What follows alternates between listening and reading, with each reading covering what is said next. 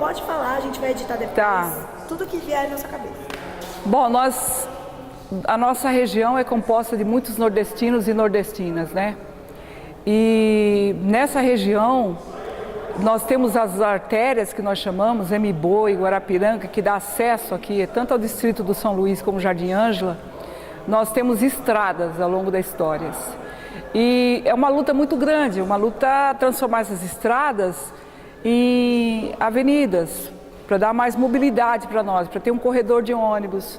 É o nosso sonho de ter uma ciclovia, porque nós temos parques lindos por aqui, a gente não tem como aproveitar isso, para a gente não ter tanto que usar o ônibus e ter que pagar por isso. Então, ao longo da nossa história, eu cheguei aqui em São Paulo com 6 anos e nós temos testemunhado, de fato, atropelamentos.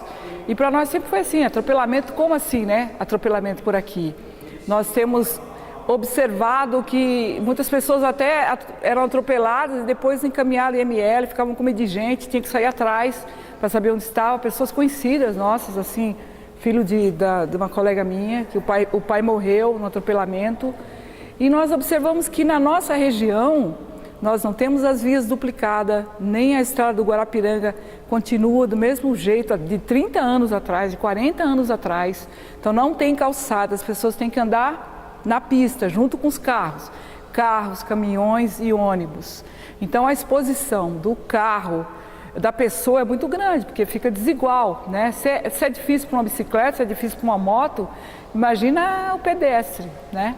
Então nós de fato disputamos. E agora com essas vias não duplicadas, o que acontece? As pessoas dão vazão a essas vias através das ruas locais, que é um trânsito mais de residência, onde as pessoas moram. Então na minha casa eu piso na rua, eu tenho que pisar olhando para os dois lados já, porque além de não ter a faixa de pedestre, os caminhões, os carros grandes, né, até ônibus cortam pela rua o brick para poder passar, como cortam aqui pela rua Luiz Baldinato, onde vocês estão vendo. Então nós... O seu bairro como é? Meu bairro é Jardim Santa Teresa, né, que é aqui bem na divisa, que é dentro do distrito. E nós estamos... em 2001 nós tivemos um dado que nos deixou assustados e assustadas. Nós constatamos que a primeira causa-morte do distrito do Jardim Ângela era exatamente o trânsito. Nós falamos, mas como assim o trânsito, né? Era exatamente o atropelamento. Então as calçadas são irregulares, são inclinadas, ou não existe, as pessoas andam na rua. Então é muito comum, se observando aqui na rua Luiz Baldinato, as pessoas vão para a rua. Então elas não é que uma opção de rua, é que nós não temos calçada. E aí nós temos que ir para a rua. Quando não se morre, a gente observa pedidos grandes aqui de ortopedista. Então as pessoas quebram a perna, né? E sai, aí nas unidades básicas a gente observou, mas como que está aqui na ortopedista, é o grande número de pedidos. E isso para nós só tem uma solução, tem que tornar viáveis as nossas vias principais, tem que duplicar as artérias para que as pessoas não cheguem ao trânsito local, que são os bairros residenciais. Porque aí, de fato, você não tem segurança nenhuma, são estreitas as ruas dos bairros, né? E aí, se nós tivermos a continuidade da duplicação do Mboi Mirim até o Jacira, com corredor de ônibus, com uma boa calçada, as pessoas vão usar a calçada. Mas na estrada de Mboi Mirim, você como moradora, tem alguma parte que você acha que é mal sinalizada? Você acha que teve uma melhora? Até esse trecho, isso, a duplicação, que é algo muito recente, não é muito antigo, ela veio até aqui o hospital e parou ali. Então até aqui você tem calçada, você tem as faixas de pedestre, então a gente já observou uma certa melhora. Então a opção de passagem fora das faixas é da pessoa, mas tem opção. Passando a menininha até o Jacira, você não tem opção, você é estrada. Então, quando acontece dos ônibus, ter um dia de trânsito e tudo mais, porque aqui a gente fica 1 hora para chegar aqui no Jardim Ângela. E nós moramos aqui há 5 minutos, 10 minutos. Então, nós levamos muito tempo para chegar ao Jardim Ângela, para ir daqui do Ângela para o Capão, daqui do Ângela para o Veracruz. Então, nós observamos que isso é porque as nossas artérias, a Mboi Mirim, a Guarapiranga, a Baronesa, elas são estradas, elas não têm calçada, não tem nada. E ela não tendo calçada, ela não tem sinalização, ela não tem farol. Então você tem que ficar assim, espera o carro passar para depois você correr e se aventurar no meio da avenida. E nós observamos, mesmo no hospital do Boimirim, que chega a vários casos de atropelamentos, né? Vários casos, e isso não é um dado assim, né? Então você vê o Distrito de São Luís, primeira causa é a questão cardíaca. Distrito do Capão, primeira causa é a questão da tuberculose que liga a saneamento básico. Mas é até onde chegou o metrô, é até onde chegou a duplicação. Depois de lá são estradas também. Onde tem estrada, as pessoas não têm nenhuma segurança. Elas vão para a rua. E para a rua é risco de vida mesmo. Aqui é. E as pessoas morrem nessa região por causa do trânsito. Mas você acha que nos últimos anos teve uma melhora? Porque a gente viu a questão dos dados, que em 2015 diminuiu muito o número de mortes por pedestres aqui na estrada de Boimirim. E aí, não sei, você como moradora...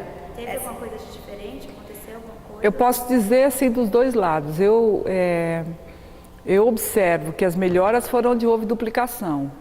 E corredor e estrutura, e infraestrutura, né? Onde já tem uma faixa de pedestre, uma boa sinalização. As pessoas vão até a faixa. Mas nós não conseguimos ainda que a nossa região como um todo, ela seja ainda contemplada na questão da duplicação. Agora está sendo construída a Gusquem, que vem uma avenida grande, onde morreu muita gente lá, porque tinha um córrego, e num dia de chuva ele sai rasgando tudo. Então as pessoas passavam por pontes de madeira em cima do córrego. Então automaticamente, né, numa chuva ela se expõe. Agora com essa infraestrutura, então tem que ter política pública. Tem que duplicar, porque os dados que nós temos, primeiro que nós não temos acesso aos dados e nós desconfiamos dos dados sempre que na questão de homicídio, na questão das mortes aqui. E nós não temos isso oficial, dito para nós assim, olha, reduziu, porque nós só sabemos que o lugar onde o fluxo é melhor e você pode caminhar, de repente o ônibus parou, você pode descer e ir caminhando até a sua casa, é até aqui. Depois para lá para dentro você não tem. Se você sair viva, pode ter certeza, é por sorte, não é por uma política pública, não é por uma conquista. E quando você fala isso é muito forte, que se você sair viva é por sorte, não é por política pública. Não é por uma política pública. E essa sorte, querendo ou não, são posições e ações que você, como pessoa que está andando, você como pedestre... Exatamente.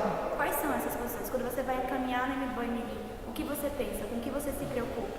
Aqui é tenso caminhar, né? Quando você pega a estrada. Porque você tem que olhar de um lado ao outro, atrás, eu não sei se eu estou chegando na tua pergunta. Você tem que olhar de um lado ao outro, você tem que olhar se vem uma moto, que elas são mais fininhas, aí você não tem muita visão. E você fica numa adrenalina total. E a gente está pedindo pessoal, redobra o cuidado, porque não tem opção de você não andar um pouco na estrada. Porque senão você anda no meio dos buracos. Né? Basta olhar aí toda a Mboi, a Guarapiranga e a Baronesa. Então você fica num momento muito tenso e é pura sorte. Quem escapa vivo, né, além das bifurcação, que é farol para um lado para o outro, você não tem faixa de pedestre em alguns lugares. Então tem que chegar essa estrutura, senão, porque aí você vai diretamente na faixa. Onde tem, todo mundo vai. Agora onde não tem, você passa assim... olhando para um lado, para o outro e muito tenso. Eu sei porque eu ando por aqui. E eu vejo que nos bairros que estão desafogando a Mboi, de uma certa forma, no trânsito, nos horários de rush, de pique, a descida da Comendador Santana, e os trânsitos das ruas estreitinhas, que o pessoal usa como alternativa para fugir do trânsito, quem estiver morando ali, ela está numa exposição total. A minha porta da minha casa é uma exposição total. Eu tenho... Ela é estreita, ela é uma via para subir, outra para descer. Então, né, um carro desce, outro sobe. E os carros cortam da Guarapiranga, que é estrada pequena também, e os carros são grandes e são constantes. Não é uma coisa que... Porque o trânsito local, como se desenha, ele deveria andar na velocidade de 20 por hora, né, quilômetro por hora. Ele deveria ser mais para residência, carros, né, automóveis, e as pessoas andando, os pedestres. Porque as calçadas existem, mas elas são mais estreitas, né? O asfalto ficou estreito também, então ela comporta exatamente um carro para subir e outro para descer. Quando tem dois carros, ele já dá um trânsito, já para tudo. E aí ela recebe o fluxo nos bairros, dentro para aliviar as artérias, ela complica todinha. Essa é uma luta nossa, o movimento de transporte está dizendo isso, tem que duplicar, porque a gente tem que ter corredor, porque nós temos que ter uma boa sinalização, porque nós precisamos que as pessoas não corram tanto risco e elas fiquem vivas, não por sorte, mas por um direito. Tem uma faixa lá, eu vou na faixa. Então, onde tem faixa, eu vou na faixa, eu vou no farol. Agora, onde não tem, eu tenho que arriscar.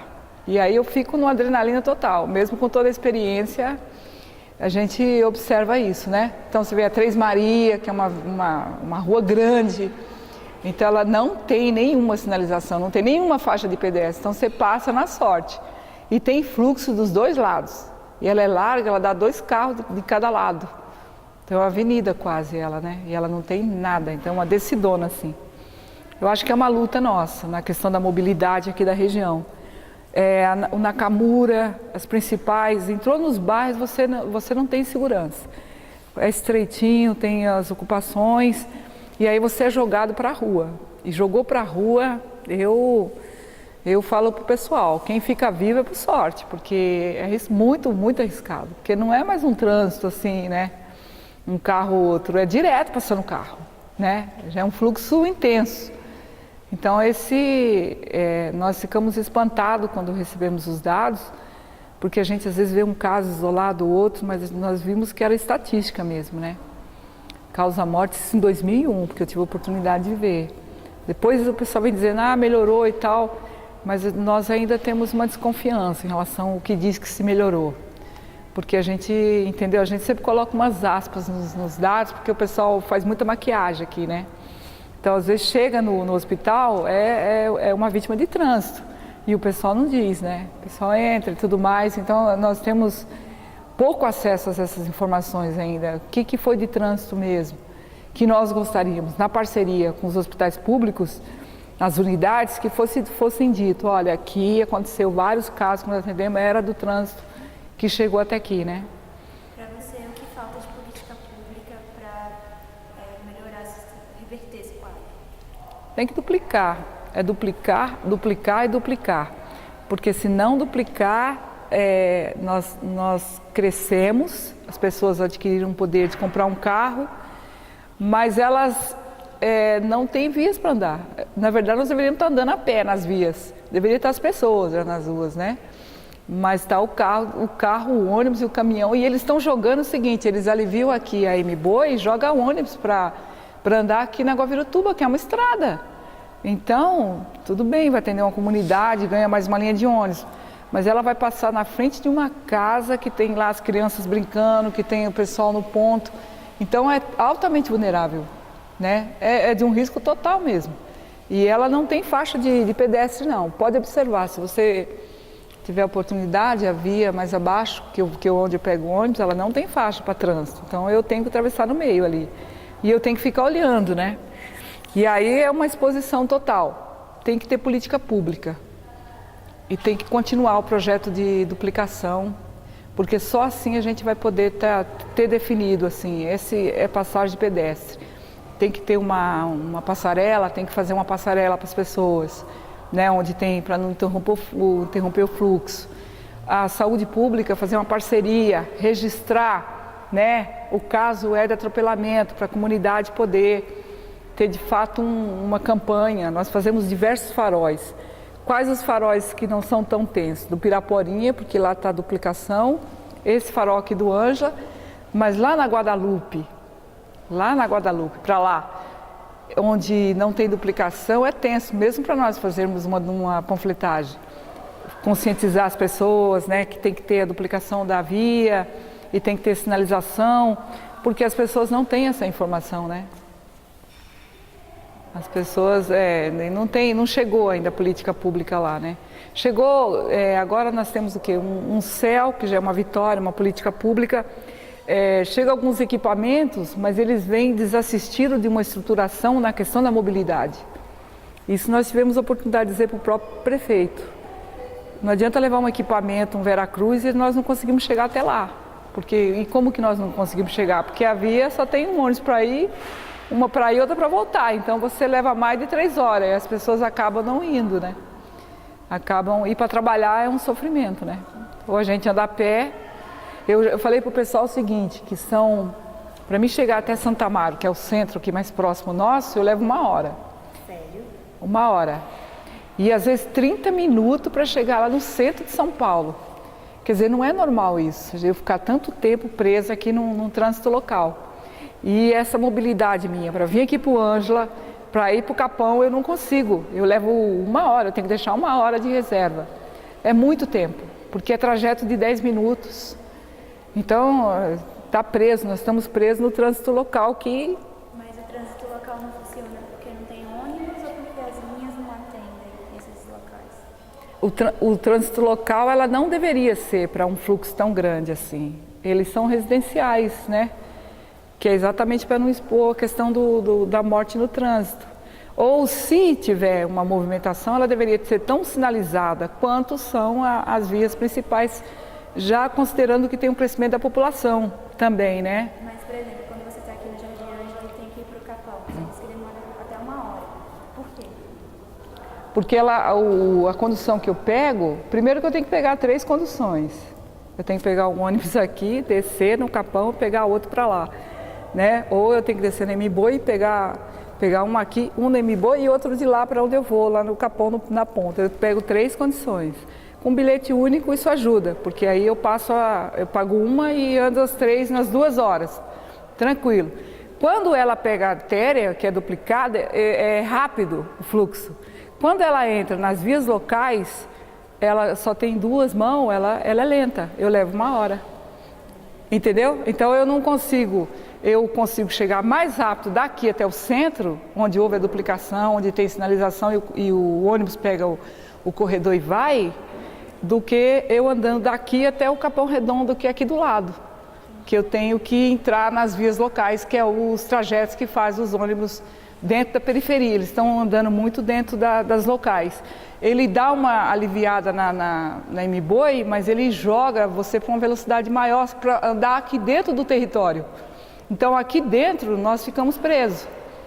Eu estou levando um tempo muito grande, eu acho absurdo sair da minha casa e chegar no Capão com 1 hora, sendo que eu gasto 1 hora para chegar no centro, direto da minha casa, se primeiro eu tenho que ir até uma duplicada, que no caso é a M-Boi. Então eu tenho a Estrada da Ribeira, não é duplicada também, então eu tenho que pegar um ônibus até a Estrada da Ribeira, e na estrada aí eu posso pegar direto para o centro, aí eu levo pouco tempo. O maior tempo que eu levo é para sair da região e para nos movimentar aqui dentro, porque nós não temos, as vias principais, elas estão todas presas na... A Zona Sul é muito grande, né? Zona Sul é enorme. Você tem noção de quantas pessoas moram na Zona Sul, assim? Se só o nosso pedaço aqui, que é considerada Sul, acho que é Sul 2 para alguns, Sul 1 para outro. Diz que 1 é quanto mais próximo do centro, 2 mais distante. E depende da leitura, porque tem vários mapas aqui. Tem o mapa eleitoral, o mapa das delegacias, o mapa do distrito, né?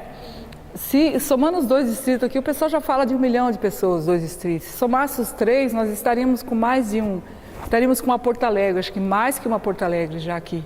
Seria uma cidade, entendeu? Com uma estrutura de bairros na periferia, centralizado, o metrô que tem que subir, porque ele vai até o Capão. E é uma multidão lá, e uma multidão que depois sobe a Itapecerica todinha a pé no meio da estrada, de um risco total. Então você fica olhando a movimentação do metrô, quando desce o pessoal, é muita gente. Parece assim que está tendo um ato político, né? Parece que é manifestação dos movimentos, né? Porque é muita gente chegando para chegar até o metrô. E esse metrô que nós queremos que suba até aqui, para poder lhe ajudar na mobilidade. E aí tirar um pouquinho o pessoal das ruas, né? E do trânsito, porque descendo a Comendador, depois Elias Mas, você vai levar 1 hora. Eu vou para lá agora. Eu tenho que chegar 2 horas, eu vou ter que sair 1 hora daqui, é muito tempo. Eu poderia sair com 10, 15 minutos num fluxo normal, né?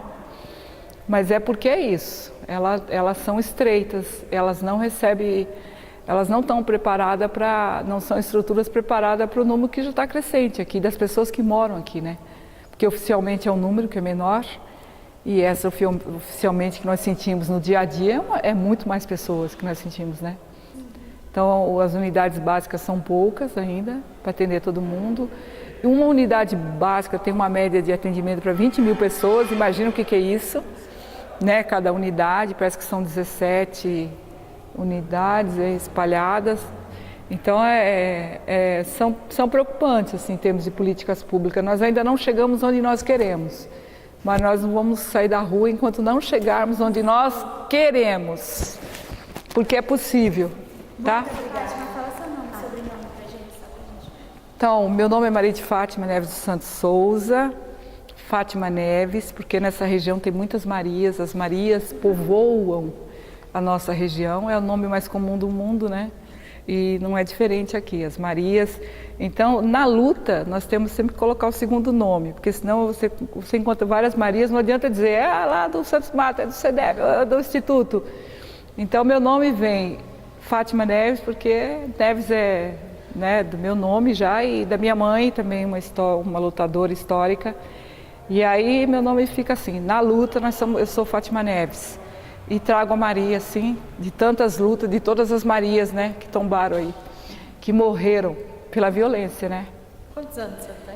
Eu tô com, olha só, sou de 63, então faz o cálculo, né, vou fazer agora, acho que 53, tô com 52 anos.